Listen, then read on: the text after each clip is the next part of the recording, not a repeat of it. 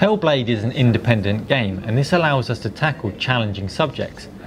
From the very beginning, the subject of mental illness has been at the heart of Hellblade, and we've been exploring the facets of this in our first playable demo.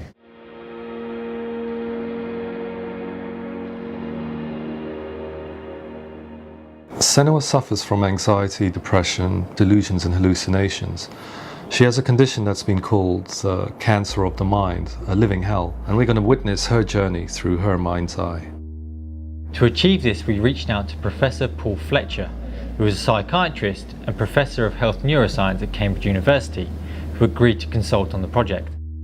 So I've been interested in severe mental illness for quite a long time, and I've been very struck by how under such conditions a person can become very isolated and ostracized, and a consequence of this is that they can become very stigmatized. I'm not turning back.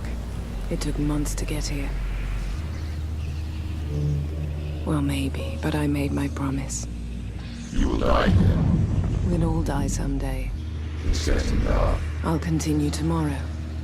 You're afraid of the dark. I'm being patient. Getting closer to him. For me, it was really exciting to see something that I explore scientifically being represented so beautifully in a character who's trying to penetrate the mysteries of the environment in which they've been placed, with all of this strange uncertainty and noise and conflicting information that they're getting.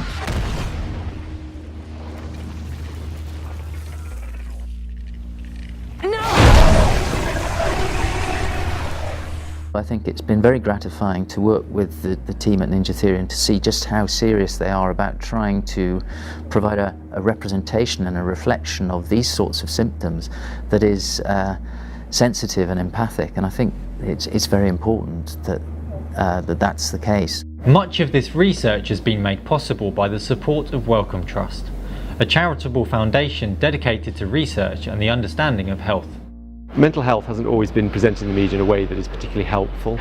It can be challenging to engage people with the subject matter, and there are a lot of preconceived ideas about mental health, and particularly schizophrenia and psychosis. So we hope our support allows the team to continue to collaborate with Paul Fletcher and with those who have experience of psychosis to create a game that provides a fresh perspective on the condition and allows audiences to engage with it in a way that just wouldn't be possible in any other medium. At the heart of this game is Senua's story, and we don't want her to be a helpless victim. She's an accomplished warrior who's been traumatized by a very violent past. You must let your quest fully consume you. There is little room for anything else. I've often been struck by the sense that I get talking to people with psychosis that they do feel themselves on a quest. I mean, it may be a figurative one in which they're simply searching for meaning to explain all the new and unpleasant experiences. And in some cases, people actually experience a genuine physical quest. They're looking for someone or something or some answer, some place. And with the feeling that if they can only achieve that, then there will be a release or a resolution to all of the things that are plaguing them.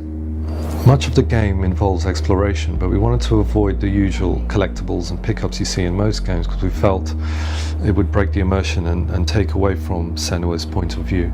A lot of the game involves finding patterns and illusions in the environment that trigger memories, sometimes haunting memories, that progress you further into Helheim, but also take you deeper into Senua's own mind.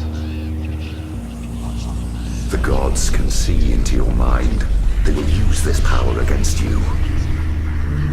And one of the very striking things that we found recently is that people with psychosis or prone to experiencing psychotic symptoms may actually be remarkably good at that.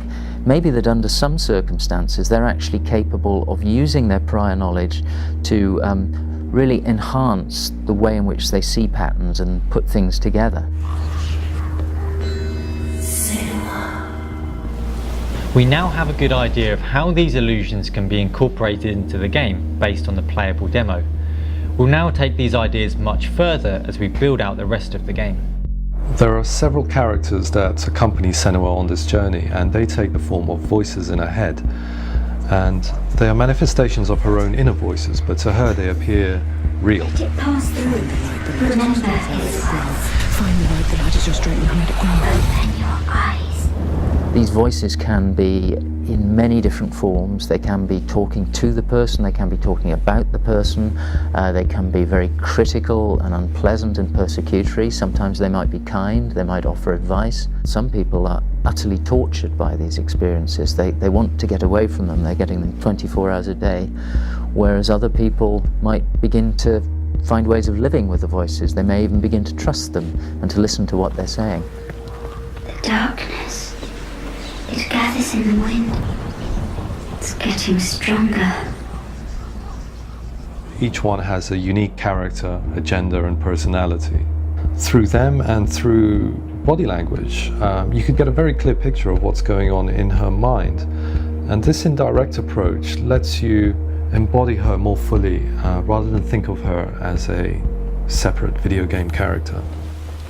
You're just like your mother, losing yourself to the abyss of fear. A question we're often asked is how much of what Senua sees is real?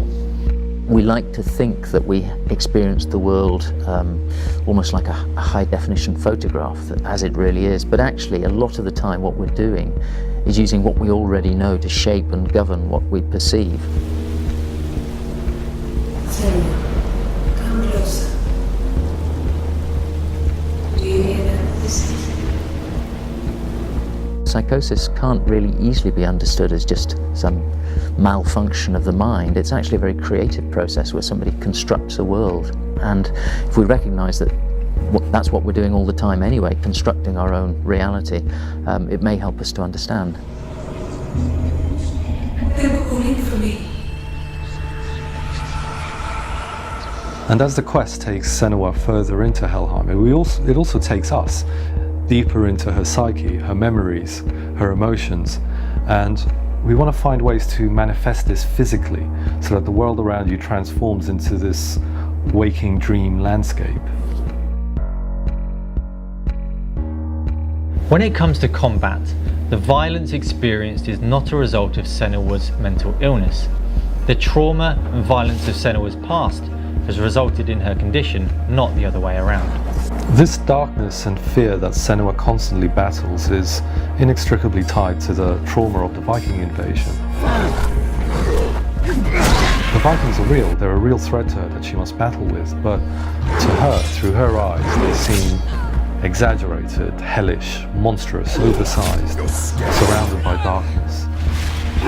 We want to build on the combat by incorporating the ideas of altered perception of time and space, so that she can more effectively overcome the enemies, even incorporating some of the voices in her head as manifestations that can appear and disappear to give you a much broader set of attacks. Now we've built this first playable, we have a really good foundation, and it's crystallized a lot of our ideas for representing her world through her eyes. And we feel like we can take it a lot further from here, because behind her condition is a process of imagination and creativity, and this is what makes her an extraordinary character. Everything you've seen is early code, shown much earlier in production than most games would be shown. And this is because we want to share our development journey with you as we expand and build the world of Hellblade. We'd like to thank Professor Paul Fletcher and Wellcome Trust for their continued support.